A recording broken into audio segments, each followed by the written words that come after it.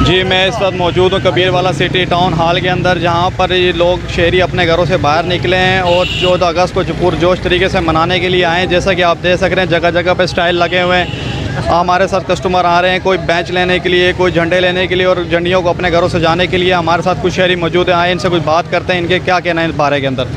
जी बेटा, अस्सलाम वालेकुम। वालेकुम अस्सलाम। यहाँ मैं झंडियाँ लेने आया हूँ, झंडे वगैरह ले रहे हैं हम लोग। और 14 अगस्त की खुशी में साल में एक ही दफ़ा तो आता है, तो हमें एंजॉय करना चाहिए और बहुत मज़ा आ रहा है। पिक्स वगैरह बनाएंगे और बहुत एंजॉय कर रहे हैं। जी, जैसा कि आपने सुना, हमारे साथ दूसरे शहरी भी एक साथ हैं, हम आइए इनसे भी बात करते हैं, इनका क्या कहना है इस बारे में। अस्सलाम वालेकुम। जी वालेकुम अस्सलाम। जी बिल्कुल, हमें बहुत खुशी होती है एक साल के बाद जो हमें कायदे आज़म ने 1947 को एक तोहफ़ा दे के गए थे कि उसी तोहफ़े को हमने संभाला हुआ है और खुशी खुशी मनाते हैं। हर साल 14 अगस्त को हम अपने घरों को भी सजाते हैं, बच्चे छोटे बड़े सब इसी तरह सजाते हैं। इसी तरह आज भी हम यहाँ पर आए हुए हैं कि अपने शर्ट्स वगैरह लेने और घरों के लिए कुछ झंडियाँ भी खरीद कर जाएंगे।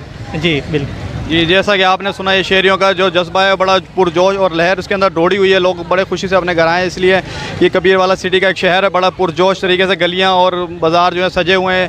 तो मैं district reporter Rana Akbar Ali, AN news Kabirwala.